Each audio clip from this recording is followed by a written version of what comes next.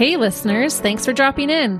I'm Christy. And I'm Melissa. And this is Buried Motives, where we dig deep into the details of some of the most gruesome dirtbag murderers.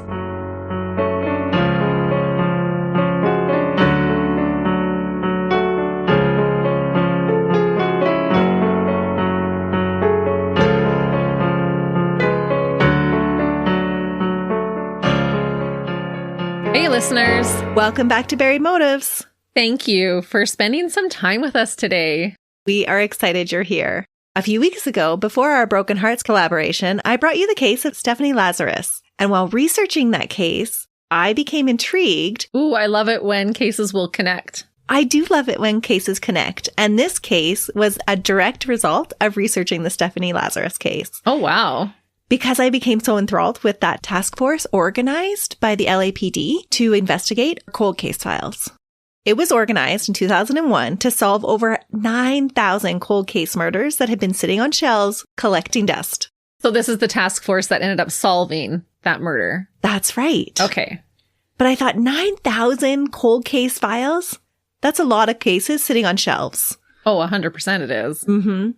Cold cases have always intrigued me. The dedication of officers to keep picking away at old leads and digging through the case files, and the long-awaited answers for grieving families.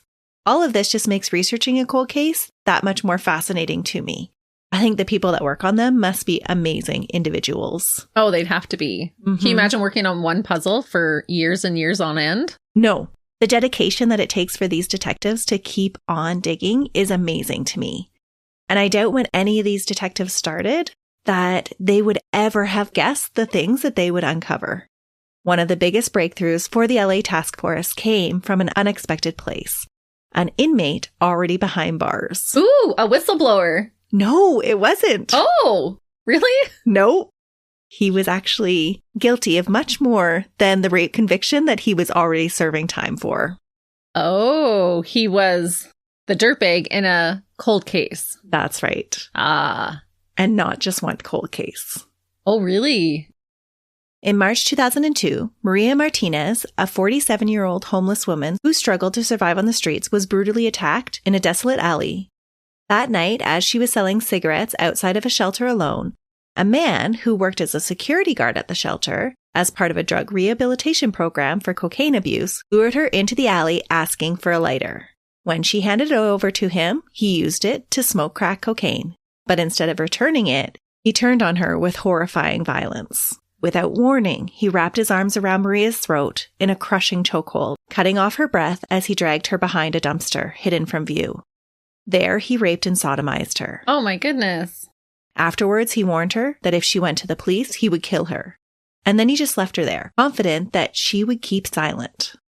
But that wasn't going to happen. Good. Maria knew her attacker. He was a resident of the Midnight Mission shelter as well, a place meant to offer safety. Well, and he worked as a security guard. Mm-hmm. Shaken and terrified, Maria found the strength to walk into the police station that night, seeking justice. But after being left waiting, she felt ignored and left. Oh, no. An all too common reality for victims on society's margins. Refusing to be silenced, though, Maria reported the assault the next morning to the staff at the Midnight Mission and to the police again. Because they would know who this man is because he works for them. That's right. Her attacker, thinking he had gotten away with the crime, had actually remained at the shelter. Yeah. When the officers arrived, he did try to run, but there was nowhere left to hide. That just shows how confident he was that she wasn't going to say anything. I think by this time he actually believed he was above being caught. Unstoppable. Mm-hmm. The man who had inflicted so much terror on Maria was found hiding fully clothed in the shelter's showers. This man, standing 6'2", well over 250 pounds, with a deep, prominent scar on the right side of his face that extended the full length of his cheekbone, was a predator who had long escaped justice. But Maria's courage changed all of that. Evidence collected from her hospital examination would later confirm his guilt beyond any doubt. A DNA test from the cheek swab collected on July 3, 2002 from him matched the sperm cells recovered from Maria's body, cementing his fate. Good. Though he had spent years evading consequences, this was the beginning of his reckoning. Maria, despite everything that she had endured, refused to let her voice be drowned out, She faced the system that had failed her before and fought for justice for herself. She was not going to let this dirtbag get away. She wouldn't be talked into dropping the charges like so many others had before her. That's truly remarkable and speaks to her character. Yeah, I just cannot get over how courageous this woman was. And she really did change so much just because she wouldn't be silenced. Right. Where, sadly, a lot of women don't even report it. Yeah, her courage is amazing. When facing the charges that were brought against him, though, this dirtbag chose to plead no contest to rape by force or fear and unlawful penetration. He was sentenced to 8 years in prison at the age of 36. Wow. Yeah. As a part of standard procedure, his DNA was collected and entered into CODIS, the national database. Cold case investigators were stunned just 2 years later when his profile matched evidence from 2 unsolved homicides dating back more than a decade. Ooh, he's been at this for a while. This shocking discovery led detectives to dig deeper, widening their investigation to other unsolved murders with similar patterns. As they re-examined forensic evidence, more and more cases were linked to the dirtbag, one after another. Each victim viciously raped and strangled, often with bare hands or some object of convenience. The women were always left in abandoned or desolate areas of Los Angeles. What began as a routine DNA entry had uncovered one of the city's most prolific serial killers. No way. By the end of the LAPD DNA search, at least 14 murders were connected to this dirtbag. These cold case detectives hit the jackpot, finally bringing long-awaited justice to victims and their families who had spent years without answers.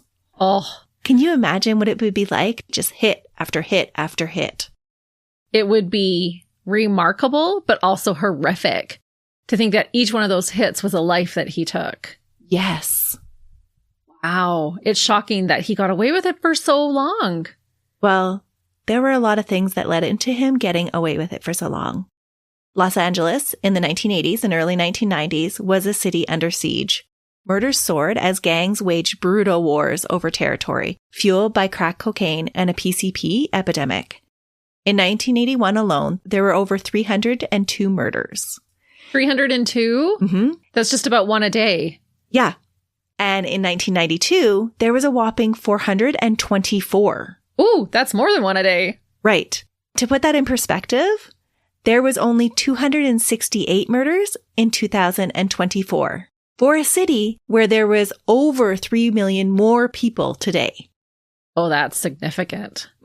Shows just how rampant it was. It was really rampant. No wonder they had 9,000 cold cases. They just could not keep up. South Central LA had become a fractured battleground, where every block had its own set of rules being enforced by sometimes more than one gang, trying to claim its territory. It was a time of joblessness, hopelessness, and unrelenting violence. The economic struggle, the racial tensions, and the rise in the devastating crack cocaine epidemic had reshaped entire neighborhoods in LA. Black women, in particular, those who lived on the fringes of society, were at an alarmingly high risk for violence.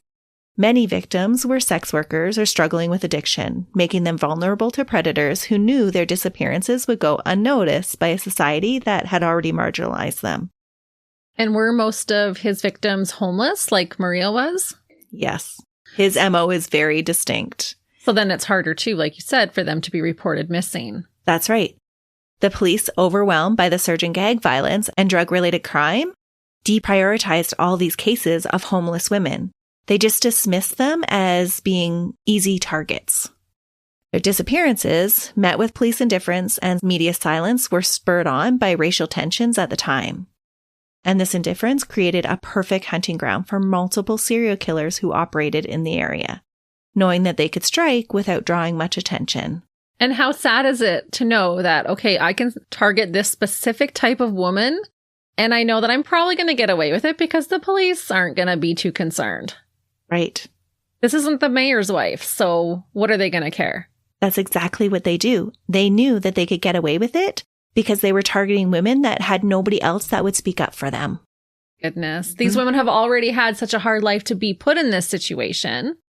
Some of the factors in him choosing These women aren't even in their control, and yet they're being targeted. Yes. And in LA at the time, where violence was already rampant, the crimes of these serial killers just blended into the chaos, especially on the south side of LA. In the late 1980s, as the death toll of Black women rose, similarities in some of the killings began to surface, raising alarm bells with residents and the authorities. Detectives started realizing that several of the murders weren't isolated killings. So it took them a long time, actually, to start to put together that, wait a minute, there's connections between all of these murders that we're seeing. Which you can kind of understand because of the pure volume of murders that they're going through. Right. But it did take some time because there just wasn't a lot of public pressure to solve the cases until the Black community started to band together and demand action. And how sad that they would have to band together to demand action. That should be a given human right. Mm-hmm. But that's what it took to get the police to start working on these cases. The LAPD and the Los Angeles County Sheriff's Department did create the Southside Slayer Task Force, a special law enforcement unit formed in Los Angeles. It consisted of 49 detectives who logged more than 4,800 tips within a 2-year period of time. Ooh. Yeah. What they discovered was that within a 30-block strip along Figueroa Street next to the Harbor Freeway, there was over 100 unsolved murders alone. Just on one little strip of road? Yep. And there were a lot of commonalities between the murders. What? Yep. Many of the victims had been raped and murdered in a similar fashion, with their bodies dumped in remote areas of South Los Angeles. The overwhelming number of cases and the similarities between them led to the assumption that one individual was responsible, an individual they dubbed the Southside Slayer. Wow. But that really wasn't the case. Oh, really? No. It wasn't one person. In reality, it's believed that up to 6 serial killers were operating in the south side of Los Angeles between the 1980s and 1990s. 6 of them. All in this same area. 6 dirtbags were targeting women in South LA, all at the same time in the same area. And this complicated the investigation. Holy cow, it totally would. Mm-hmm. But we do know that California has been the leader in serial killers. Yeah. And this was a large contribution of them. Yeah, it sounds like it. And what a mess to try and sort through that and figure out which victim goes with which MO, which killer. Right. Especially back in the 1980s when DNA evidence just wasn't what it is today. For sure. With multiple killers dumping victims in the same areas, police struggled to connect the dots. And many of the cases went cold simply because law enforcement didn't have the resources, the forensic technology, or unfortunately the urgency to prioritize the deaths of these women in these high-risk lifestyles. It was a perfect storm for dirtbags to carry out their sinister behaviors. Women were disappearing, their bodies discarded in alleyways, vacant lots, and abandoned buildings everywhere. Well, and you could see too, if you're a serial killer and you're targeting this type of victim, and you're not even seeing her death be reported on the news, if you were this type of a dirtbag, that would be a green light. They don't even care enough to post her picture or her name. There's nothing. Right. That's why, by the end, this dirtbag got so sloppy that he didn't even care to kill them anymore. He just started warning them, don't tell anybody, because he was so emboldened with how much he had already gotten away with. Yeah, it was just a free-for-all. Mm-hmm. So no wonder there was 6 serial killers in that area at the same time. Yeah. This time of chaos was the beginning of Chester Turner's reign of terror on the south side of LA. While the city fought to contain its gang wars, the dirtbag Chester would move unseen through the shadows, preying on vulnerable women. His crimes blended into the backdrop of everyday violence. For years, he would go undetected, taking advantage of a system too overwhelmed to notice that one man was frequently adding to the growing body count. Do you know the names of any of the other serial killers that were operating in that area at that time? Just in case some of our listeners know of some of them. Yeah, there were 6 that were operating. One was Lois Crane. He operated in the area from 1984 to 1987. There was Ivan Hill, and they think that he had a total of 8 murders in the area. Then there was Michael Hughes, and he was linked to at least 6 murders in the area. And then there was Lonnie Franklin, the Grim Sleeper. And then Daniel Lee Siebert. How? And then Chester, who we're going to talk about today. Do you think any of them were aware of the other ones? Well, it was almost like they were following very, very similar types of MOs. So I wonder if they were using each other's crimes to kind of cover up their own.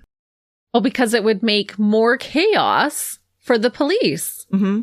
But can you imagine the amount of terror that existed for women in that community at that time? No.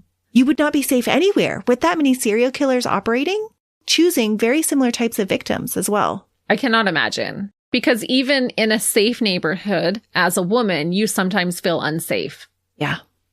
And so I cannot imagine your life circumstances bringing you to this type of a place that you are so at risk. Right. But that was the culture that was existing on the south side of LA at the time, especially with the cocaine epidemic. And the victims that Chester chooses to prey on are all, unfortunately, addicted to drugs. And there was a culture where these women would do almost anything for drugs and put themselves in knowingly dangerous situations because their need for drugs trumped everything else. So they're just this perfect victim. Mm-hmm. Which is so sad that they were left in these situations rather than given the help that they needed. It is very, very sad. And then afterwards to be treated like nothing. Yeah. Their deaths were rarely even investigated because the police didn't have time. And I think when you say there was 9,000 unsolved cases, that's hard to grasp how many people that is. If you would be in a room with 9,000 people, that's a lot of people. That can fill a small stadium. Mm-hmm. And then if you think of all the loved ones and the family members of those 9,000 people also being in there, you're overfilling a large stadium. Yeah. It's hard to wrap your head around. It's unreal. Mm-hmm. Learning about what was happening in LA at this time was a huge rabbit hole for me. Oh, I can only imagine. Even finding out about all those serial killers in one area. Oh, absolutely. And there was a lot of overlap where one was getting blamed for a murder that they later found out that it actually belonged to this serial killer. And oh, what a mess. Such a mess. Because it was left unchecked for so long. Mm-hmm. And so there was so many victims. That's right. And these dirtbags used that to their advantage. Chester Dwayne Turner was one of these dirtbags. He was born on November 5th, 1966 in Warren, Arkansas. His mother, Audrey Turner, said that from the time he was about a year old, she raised Chester by herself with very little support from his father. Chester's father was an abusive alcoholic whom she left very early on. In his 5th year, Audrey and Chester moved to South Central LA. And even back in the 1970s, it was not a good environment. Poverty and crime were pretty common. As a single mom, Audrey had to work to support them, working several jobs. And there was barely enough money for food and rent, let alone childcare. So as a preschooler, Chester was shuffled around to different neighbors, or more often than not, left on his own to fend for himself. Oh, no. Yeah. Chester has never said that his mother was abusive, and there were never any formal reports made. It sounded like his mom was just doing the best she could for her and her son, but there was still a lot lacking. Well, and it's such a rock and a hard place situation. Because if you're not working all of those jobs, you can't feed your child, you can't home your child. But then if you're working all of those jobs, how do you take care of your child? Right. And all the money that you're working for needs to go to rent and food. How do you pay somebody to actually take care of him? Right. Especially if you don't have outside help. Right. You don't have family there. Grandma's not there to help. Or grandpa or whoever. Exactly. She was there on her own for quite some time. Chester would admit, and it would be reported by others, that at times Audrey was, quote, hard on him by locking the food up and making him wait outside until she got home from work. As a child, Chester learned not to wander too far from home. He didn't go play at the park like other children his age would. He wasn't allowed to. He needed to stay home and help. But that didn't mean that he wasn't exposed to a lot, given the area that they were living in. Especially if he wasn't allowed in the house when she was gone. That's surprising. Yeah, that was surprising for me too. For me as a mom, I would be like, you stay in the house, you lock the doors, you don't answer. You don't go out anywhere. Yeah. But he said that he was told to wait outside until she got home from work. Okay, this would be like after school or the whole day? It sounded like he might have been in school at this time. So it might have been like, hey, you need to stay. And maybe she was thinking he was playing outside, but he wasn't supposed to go far. And I think that was more about where they were living at the time, because drugs, violence, and sex work all happened right on their front door. Right. Without a stable early life, though, or a lot of supervision, Chester developed some distinct characteristics that set him apart from others. Several people said that he had trouble forming close relationships that required trust, which I don't find surprising. By his classmates that he attended public school with, he earned the disturbing nickname Chester the Molester. Yes. At school? Mm-hmm. I couldn't find a particular incident or examples of behaviors that led to this nickname, but the name in and of itself paints a picture. Absolutely. Yes. Chester struggled in the school setting and was often getting into trouble. He was impulsive and didn't seem to pick up on normal social cues. I don't believe it was his intellect that had him struggling. He actually seemed very cunning in his evasion in the future and came across as intelligent in all of the interviews that I heard him give. But as a youth, he became increasingly difficult for his mother to manage on her own, even though he himself professes to be a mama's boy. I believe Audrey must have been at her wit's end when she sent him back to live with his abusive father back in Arkansas when he was 12. She had fled this man because he was abusive, and now she was sending Chester back to him. That is surprising. It is. Yeah, it seems out of character for her. I guess it just speaks to how desperate she was feeling or how fed up. I just think that she could not control him at all. And if his nickname is already Chester the Molester, maybe she was thinking, you're just like your father. You can go stay with him. Maybe. In her statements given during a sentencing during one of his trials, she actually seemed confused by the whole thing. Oh, okay. So maybe not. Yeah. This is just a surprising twist in the case. I thought it kind of spoke to her desperation if she didn't know what else to do with him. He was that out of control. Right. Chester went to live with his father and stepmother and 3 half-brothers in the country. Chester said that this was a shocking environment change from what he was used to. Oh, yeah. Yeah, country versus city would have been a huge enough contrast. But now he was dealing with a father and a stepmother he didn't know, and both who were very strict. Plus 3 brothers. Mm-hmm. By his account, it was all yes, sir, and no, sir at their house. Well, maybe that's why she sent him, knowing that they would whip him into shape. Or maybe. Hoping that they would. That's a possibility. Chester would later say that during the time he spent in Arkansas with his father, he was beaten by his stepmother and was treated like the black sheep of the family. He says he was made to do manual labor and that he was, quote, forbidden to fight back against his half-siblings.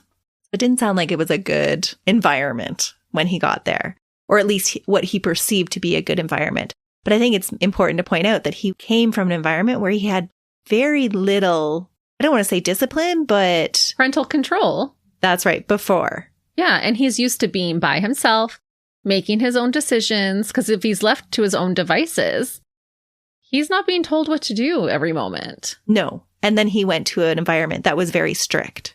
Mm-hmm. It would have been very different for him. And I'm just taking a guess, but I think it would have made him feel pretty powerless. Oh, for sure. He said after living with his father, he had, quote, a lot of anger. The unhappy reunion with his father didn't last long before Chester was shipped back to live in LA less than 2 years later. Around this time, his mother had had a second son, a little boy named Anthony. And it sounded like Chester acted almost like a father figure to his younger brother. Oh. But even this, I thought, would have been a lot of responsibility for a young boy. It would be 4 years after Anthony was born that Audrey's father would move to LA and help her with the boys. But by this time, things were really starting to go south in Chester's life. He was getting into more trouble at school, was hanging out with all the wrong people, and had started drinking and using drugs. Even though Chester would recognize the path he was on and warn his little brother about the dangers of becoming like him and the culture that existed around them, Chester continued on this path of destruction. Chester said he was first sent to juvie at 16 for a short time. He said he was sent there for defending himself against, quote, a bully. He spent 2 months there for, quote, cutting the person, and then was put on probation. Chester dropped out of school soon after, and at 17, His mother had kicked him out of the house. She could no longer control him and have him around. Audrey would eventually move to Salt Lake City in 1991, leaving Chester behind in LA. They did maintain a strained relationship, and Anthony would travel back to LA during summers and would stay for periods of time with his brother and his grandfather. So he did maintain this relationship with his younger brother. It's quite the dynamic. It's hard to kind of wrap your head around. Mm-hmm. But without an education, Chester turned to making and delivering pizzas for the local Domino's. But maintaining that job or any job after would be really difficult for him. He would go on to work at random other short-term jobs, but nothing would ever really stick for him. And I think this had a lot to do with the pull of illegal activity and the money that he could make doing that. It was the culture that he was living in the mid-1980s in South Central LA. Chester said he turned to dealing crack and taking part in the gang culture that existed. He was known on the streets as Tutu. He was often transient, couch surfing at friends or relatives, or spending periods of time living on the streets or in shelters. Chester would rack up numerous charges with police.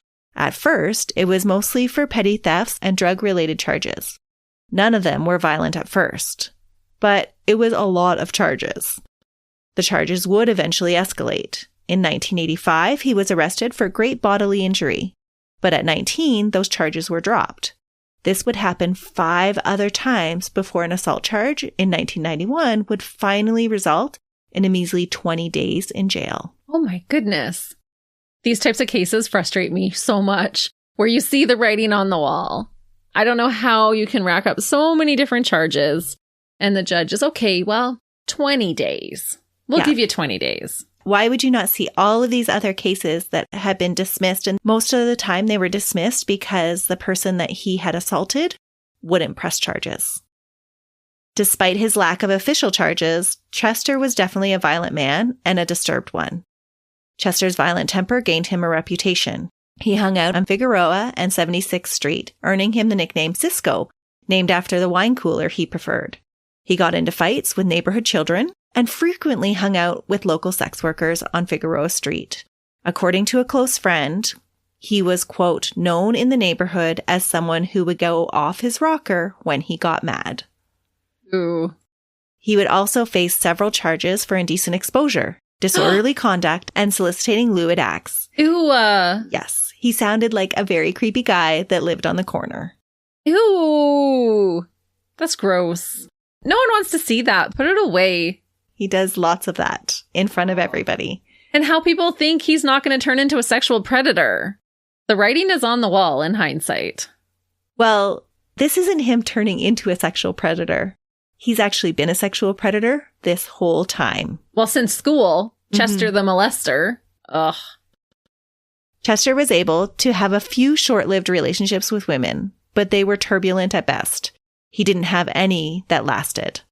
He would father 4 children with different women, but none of the relationships would last. His mother would actually become the caregiver of some of his children. His relationship with Felicia Collier in 1992 is a good example of why Chester couldn't maintain relationships. He was violent and abusive, and when the relationships ended, he was vindictive when the women stood up for themselves or tried to leave. Felicia Collier broke up with Chester after having a baby with him. In retaliation, he threw a brick through the windshield of her car. No way. Mm-hmm. He spent several months threatening her life repeatedly. When she reported the threats to police, she was told that there was nothing that could be done about them. Yeah, he actually has to harm you to do anything. That's right. Ugh. Months later, when tensions between her and Chester had started to die down, and she believed that they were actually going to be able to go on with their lives, Felicia believes that Chester messed with her brakes for revenge. He cut the brake line of her car that she drove with their child. Wow.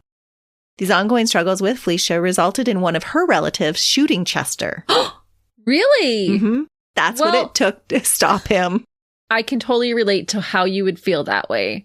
Someone tries to take out your daughter or your niece and her baby, everyone would feel that urge. I'm not saying to go shoot people, but that was what it took to get him to kind of leave her alone. The absolute extreme. Did he actually get shot? Or they just shot? Really? No, they shot him. Is it bad? Or I'm like, well, they weren't good enough aim because too bad he didn't just get killed right there. Well, it is actually too bad. There are so many people that could have lived if they had had better aim. Wow. After this altercation, he mended his relationship with his mother long enough to have a place to heal from this gunshot wound. Do you know where he was hit? In the stomach. Oh, good. Yeah. That hurts, I've been told. During that time, Audrey said that Chester was well behaved when he lived with her and helped out a lot around the house. He'd been humbled. Mm-hmm. But I really think Audrey had no idea who her son was and what he was up to. And really no one around him suspected just how out of control he actually was. As police in the cold case task force started to link him to cold cases, they created a timeline of Chester's rage and his pursuit to dominate vulnerable women. His MO was very consistent. He would approach his victims under the guise of offering assistance or engaging in a transaction, just like he had Maria. Not all of his victims, but a large majority of them were sex workers, homeless women, or those suffering from mental illness. All of them had problems with drugs. All of them were vulnerable women who were not protected by society. After gaining these women's trust, Chester would overpower them, rape them, and strangle them to their death, often using his bare hands. He then disposed of their bodies in alleys, abandoned buildings, and vacant lots, showing no remorse or regard for their lives. Today I'm going to tell you about the murders that Chester was convicted of, but they are not all of them. There was actually a large amount of rape kits lost in the LAPD from that time period when he was committing crimes. They were lost? They were lost. Amazingly, Sherry Rasmussen's case wasn't the only case that had evidence that went missing during this time period. Wow. I know, which just completely boggles my mind. Well, we already know they weren't cleaning out their freezers. No. This lost evidence, though, meant that evidence that could have been collected from these victims couldn't be linked to him. And because to date he hasn't confessed to anything, we don't actually know the true number of victims he left behind. But I'm sure it was a lot more than the ones he is currently convicted of. As I go through the victims, I don't want it to sound like a laundry list, but unfortunately, because of the backgrounds of each of the victims and the lack of publicity surrounding the cases at the time of their deaths, not a lot was preserved about their histories. 6 victims had family members speak at the sentencing hearings, but that didn't capture everyone's story. But I do know each one of them had a story, even if it wasn't told. Each one of these women were daughters who were loved. Some were mothers. All were missed by someone. They were taken too early by a cruel and ruthless dirtbag, all because he needed to feel the control he lacked in his childhood. He needed a way to feel powerful over something in his life. In March of 1987, Chester would commit his first known murder at the age of 20. This was only 2 months after Chester was released on an assault with a firearm charge because there wasn't enough evidence against him to gain a conviction. In the early morning hours of March 9, 1987, 2 motorists discovered the body of Diane Johnson. Diane was 21 years old and from Florida.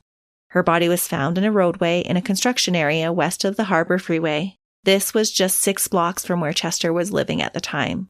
She was nude from the waist down, and there were drag marks across her body. Less than 3 months later, on June 5th, 1987, 33-year-old Alandra Bunn was found in an alley near 88th and Figueroa Street. Her pants were also pulled down, and her face showed massive trauma. It was believed that her face was dragged across the rough surface of the ground. Oh my goodness. This poor woman was pregnant at the time of her death. Oh, he is such a dirtbag. Yeah. She was only in the beginning stages of her pregnancy, so it's possible that he didn't know she was pregnant. But other of his victims would be knowingly pregnant. Alandra's original rape kit was one that was lost, but by some miracle, a bloody tissue that was found at the crime scene 4 to 5 feet from her body was preserved. It was Chester's blood on the tissue that linked him to Alandra's death, which I think might have meant she fought back enough to injure him. Yeah, good. 26-year-old Annette Ernest was the mother of 2 small children and had gone to visit friends on October 28th. Just after 1 a.m. on October 29, 1987, she was found by a passing motorist on the dirt shoulder of the road on Grand Avenue and 106th Street, just a little over 3 blocks from Chester's first victim. This is really quickly that he's choosing another victim every couple of months. It does seem like that. And that's why I suspect that this actually wasn't his first victim. Usually there's a greater time for escalation. Yes, at the beginning, it can sometimes even be a year or longer till they choose a second victim. But if he's already on this pattern of every couple of months, I need to make this hit, I think he started well before. I think so too. This dirtbag hunted in his own backyard because that's where he was comfortable doing it. That's not uncommon for dirtbags to strike out within a certain radius of their home. No, most of the serial killers that were operating in this area at this time were right from this area. Annette was found lying face down with her pants lowered, with ligature marks around her neck and a bite mark on her breast. Her mother, Mildred, was left to raise her 2 children, with only the support of her good friend, Jerry. Mildred described her daughter as everyone's friend, saying, quote, "She never met a stranger. She was just friendly with everyone." Sadly, it was a part of Chester's MO to rely on a woman's friendly and helping nature. He would often lure them into situations by asking for help. Even if it was, just like with Maria, for a light. Yeah. That's so sad. And a bite mark just shows an escalation in aggression. It's almost like putting ownership on it, right? Yes. That's really up close and personal. Mm-hmm. There seems to be a short hiatus of Chester's killing spree at this time. Another victim wouldn't be linked to him until January of 1989. Perhaps he was temporarily able to control his impulses, but more likely than not, there are other unsolved cases that just haven't been linked to him yet. Oh, 100%. There's no way he just all of a sudden was like, oh, I'm good. Yeah, I'm going every 3 months pretty consistently, and then I stopped. The only way I would believe that was if he was incarcerated somewhere, or possibly he was in a relationship. It's hard to say. Right. But usually even a relationship will not stop them. No, it's very unusual for a killer like this to just quit cold turkey. Mm-hmm. Because he was right back at it again on January 20th, 1989. This time, the tragic discovery was made in an alley less than 2 blocks from where he lived. A group of young boys stumbled across the 31-year-old Anita Fishman, hidden behind a wooden panel near a garage. Her body, partially clothed and showing signs of decomposition, bore the devastating marks of manual strangulation. Anita was also known as Anita Norman Fisherman Breyer, and she was a native to New York who had made Pasadena her home. She struggled with homelessness and addiction, facing many hardships throughout her short life. But despite this, she was a person with a story, just like Chester's next victims, whose lives were also cut tragically short. On September 23, 1989, Regina Nadine Washington and her unborn child were tragically taken. Regina, who was 6 months pregnant with a baby girl, was found in a burned-out garage of a vacant home on South Figueroa Street, about 14 blocks from where Chester lived. A woman making the discovery around 11 a.m. in the morning came upon Regina's body lying on a mattress. She was clothed, but it was obvious what had happened to her. Her pants were unfastened and her shirt was pulled up. She had a black coax cable wrapped around her neck. The cable was still attached to the electrical box on the wall. Oh my goodness. This young mother had fought for her life when Chester grabbed the closest weapon of convenience for him. The baby girl was approximately 27 to 28 weeks gestation and weighed 825 grams. Despite Regina's struggles with addiction and schizophrenia, the baby showed no congenital abnormalities and appeared to be developing normally. She would have been able to live had she not been deprived of oxygen when her mother was strangled. Prosecutors would originally be successful in gaining a conviction for this baby's murder as well as Regina's, but it would later be overturned on a technicality on appeal. What? Yeah, that really angered me, actually. That's not right. Yeah. Because he did murder 2 people that day. He absolutely did. And we know that he murdered way more than he's already being convicted of, so let as many murder charges stand. Yes. On a technicality. It was literally on a technicality because the person that had testified to the viability of the baby relied on an autopsy they had not performed. Oh. Yeah, and they said that they made conclusions that were based on hearsay. But they studied the autopsy and had credentials to be able to do that. That's right. Oh, that's a stretch. It was a huge stretch in the technicality. Yeah, I don't like that either. After Regina's murder, the LA cold case investigative team believed that Chester again took a hiatus from killing from the end of 1989 to 1992. That was definitely not the case. Remember that this was the period in his life when his mother had left LA and moved to Utah. During this past year, DNA evidence has connected Chester to the cold case murder of 21-year-old Itisha Camp. In the early hours of September 24th, 1998, 3 teens flagged down a Salt Lake City police officer to report a shocking discovery. They had found a woman at the bottom of a set of stairs at the rear of a business. It was an area that was frequently used by drug addicts. Her pants were pulled down and her shirt was lifted. The evidence at the scene painted a grim picture. There were minor scrapes on her hands, cement dust clinging to her skin, and dirt mixed with saliva on her mouth. Her multicolored headband was now wrapped around her neck. Oh. And even the way that he's leaving them to be discovered, with their pants pulled down and their shirts pulled up, just no regard for them as a human being at all. Well, it's almost like he's trying to create further humiliation. Yeah. Like, I'm done with you now. I'm just going to leave you like you don't even matter. Because they didn't to him. They didn't at all. Oh, it's sickening. Itisha had been struggling with addiction and was known to work the streets, but she had just been home the night before to check in with her family. There was another reason why there might have been a break in the LA cases, and it wasn't just because the dirtbag was vacationing somewhere else. Remember I said that Chester's violent tendencies and his disturbing perversions wouldn't remain hidden forever? In 1991, he was arrested for lewd conduct when he was caught masturbating in front of a crossing guard. Ew! Yep. Chester, you're disgusting. Such a disgusting dirtbag. Ah. That, along with other charges for assaults and having stolen goods, put him in jail for a short period of time. He would get out on probation, and then it would be revoked again, and the cycle would repeat. Chester said this time in jail just taught him to be a better criminal. He was treated like an animal, so that's how he would behave. He had to take care of himself. Oh, grow up. By the fall of 1992, though, he was released again. And within hours, he was arrested again for indecent exposure. Okay, lock him up and throw away the key. Why does he keep getting released? And we see this with serial killers, and it is so frustrating. Yeah. He was instead actually released later that night, but on probation, of course. What is even probation? It doesn't matter. You can violate your probation and then be back out by dinner. Exactly. His sexual urges and impulsiveness were definitely reaching new heights at this time. On November 16th, 1992, 32-year-old Deborah Williams was found strangled to death at the bottom of a stairwell to a boiler room at an elementary school in Vermont Vista, LA. Shortly after that, 41-year-old Mary Edwards was found in the carport close to that very same school by a motel employee. These two discoveries were made very soon after the bodies of Crystal Kane and Tammy Christmas.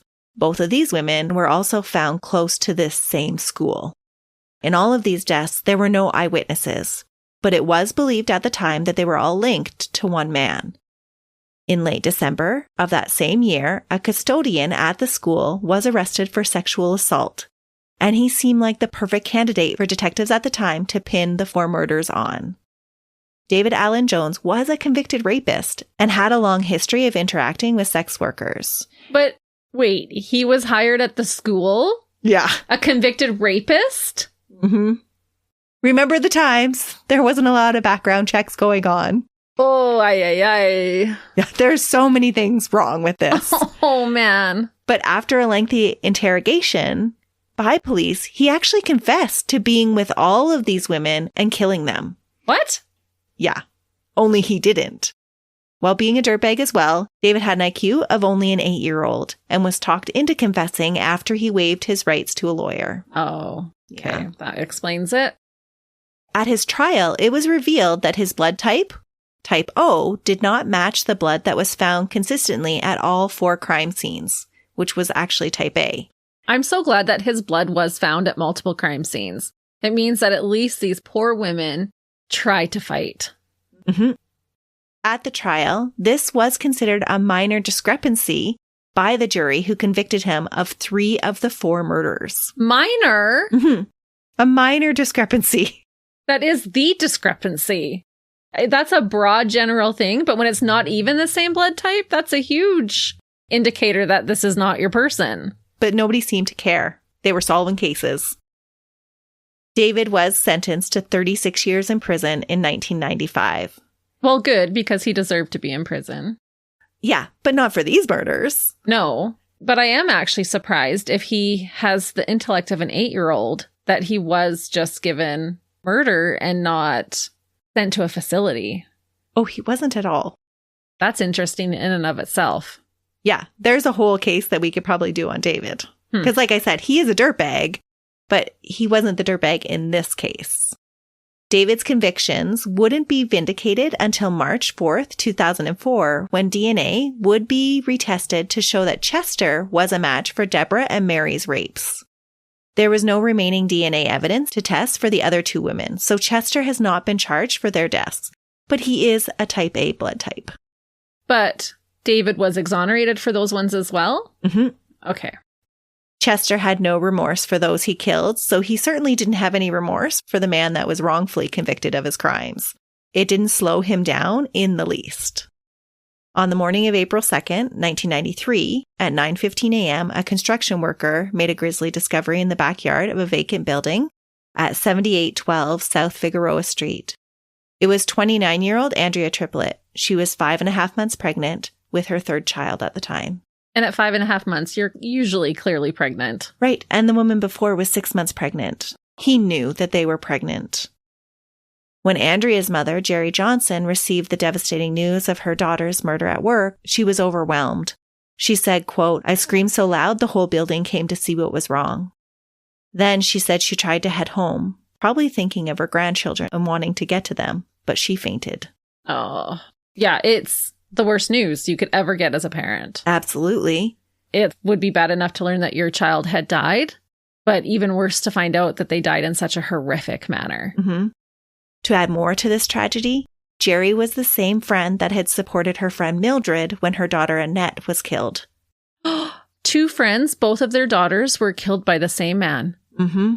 It would be over 10 years before these two friends would realize just how connected their trauma was. That's incredible in a bad way. It's so disturbing, isn't it? Yes. That is literally how small Chester's killing range was. His murders were causing overlapping tragedies for his victims' families. Oh. On May 16th, 1993, at 7 a.m., the body of 29-year-old Desiree Jones was found by a neighbor alongside a vacant resident at 6821 South Estrella Avenue. In the trash-filled yard of a burned and boarded-up house, she was found unclothed below the waist. On February 12, 1995, at 8:20 a.m., a friend discovered the body of Natalie Price beside a residence at 532 West 80th Street. She had been visiting friends in their home and had left to retrieve a lost jacket. There was conflicting reports about her age. Some said she was 31, but court documents said she was 39. Her bra was pushed up around her neck and her pants were pulled down. She had been strangled and struck on the head. Mildred Beasley, a homemaker, was 45 when her body was left by Chester on a trash-strewn embankment of the 110th Freeway. She was found on November 6, 1996, but insect activity suggested that she had died much earlier. She was last seen heading home from her sister's house. So she wasn't homeless. No, she wasn't homeless. So she was outside of his demographic of a typical victim? She was identified to have drugs in her system. Okay. So she wasn't necessarily homeless, but he could have still lured her with drugs. That's right. It wasn't clear if Mildred had died before or after Chester had attacked the 22-year-old woman referred to in court documents as Carla W.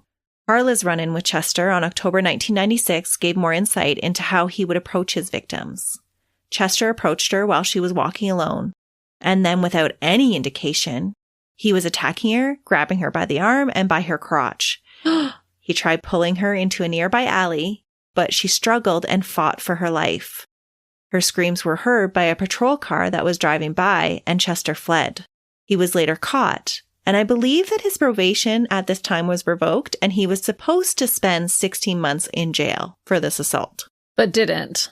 No, that obviously didn't happen because it's believed that 30-year-old Cynthia Nett Johnson was killed on or shortly before February 22nd, 1997. Another man was originally charged for her murder as well, but those charges were dropped. By February of 1998, Chester was living at the Regal Hotel on 6th Street, just a little ways off of Figueroa Street, but close to where two more bodies would be found. On February 3rd, 1998, at 7 a.m., a security guard found the partially nude body of 38-year-old Paula Vance at the rear of a vacant business at 630 West 6th Street. She was a homeless woman who suffered from mental illness. Her sexual assault and strangulation was all caught on a nearby surveillance video. This video was so horrific that seasoned investigators and prosecutors years later would still tear up when describing it to others. Paula's struggle for life was all caught on camera as Chester raped her while he strangled her. After 15 minutes, you can just see his bulky frame just walking away from her body, just discarding her. He doesn't even try to hide her body or anything. He just gets up and leaves. Disgusting. Police tried to use the video to identify the man responsible, but they weren't able to with the technology that was available at the time.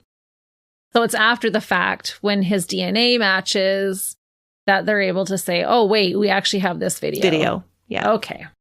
On April 6, 1998, the body of 37-year-old Brenda Breeze was found in a portable outhouse at 500 Gladys Ave in the Skid Row area of LA. Brenda was known to be homeless, and she was discarded like trash by the dirtbag Chester. She was found slumped with her head on the toilet seat, with her pants around her knees, her shirt pulled up around her neck. A fabric cord intertwined with her bra was wrapped around her neck. Oh. At the scene, there was evidence that she had struggled for her life, that she had every right to live. To date, Brenda is the last known victim that has been connected with Chester. But sadly, she probably isn't. That's so many victims. And it's not even all of them. I doubt it is all of them because we know that Chester was still actively assaulting women in 2002. I doubt he stopped. So how many women did you just tell us about that he was actually convicted of their murders? 15. Ow. 15 women that we know about.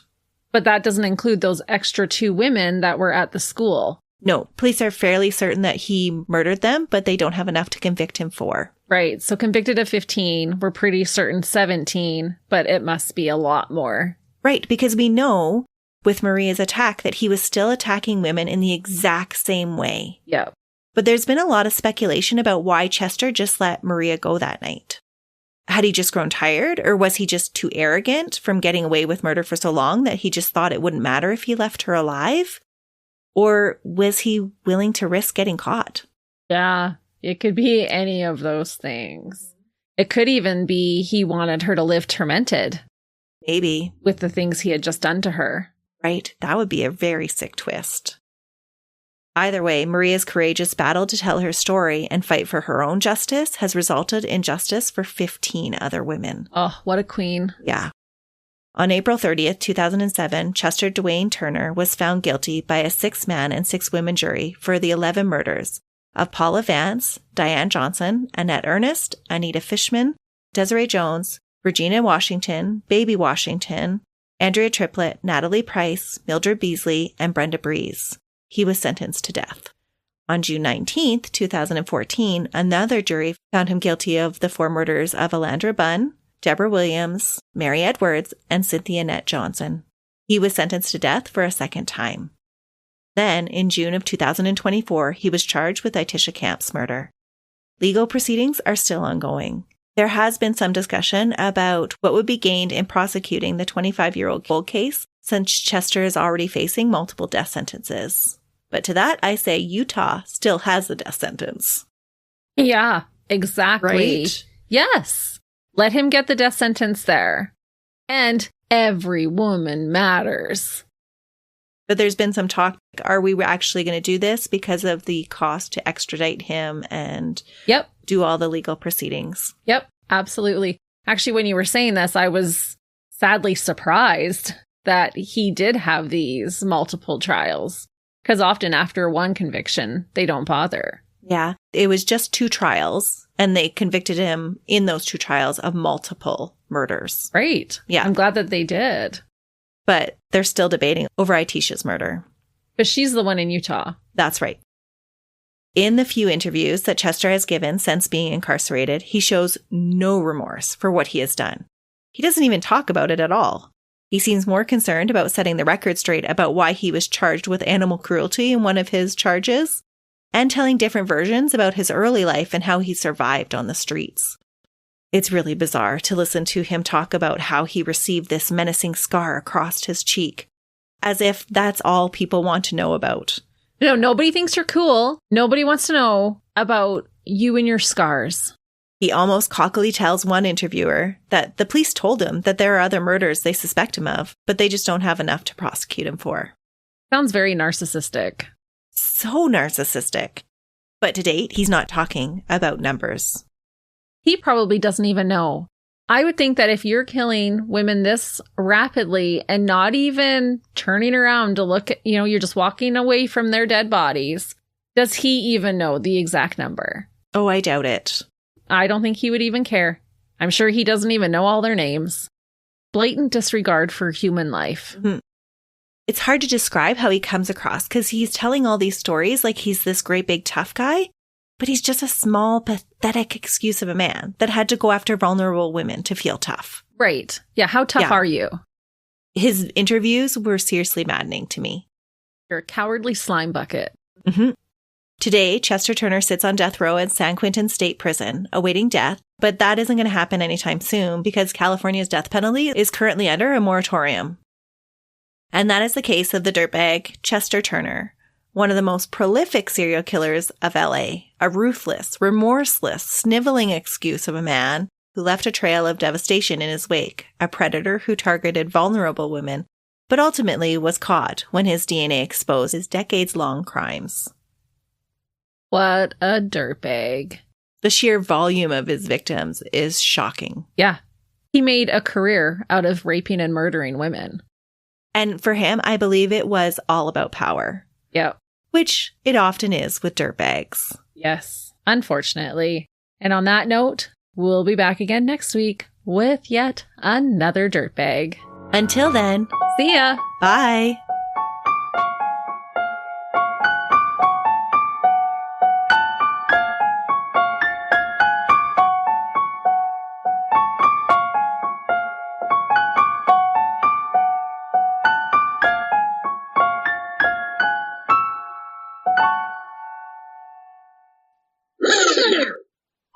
We've got an hour and 32 minutes until my alarm goes off. Okay, testing. We're going to get this done. I'm not going to say that you love me because then you won't say it. And he was sent it. Oh, why did I make everything so long? This is why I need to proofread because I make super long run-on sentences when I'm actually writing everything down.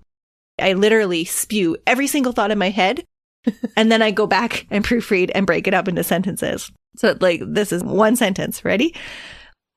That should have been a couple sentences for sure. Yep, absolutely. And I would have done that. Regina. Regina or Regina? It's Regina. But it's Regina because we have Regina. Yeah. After Regina. After Regina. Because people who don't know would be like, Regina? Vagina? Yeah, they ruled him out when... That scared me, sorry.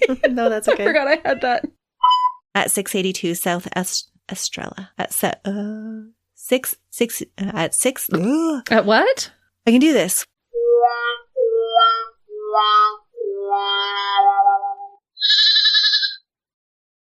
Another Sound Off Media Company podcast.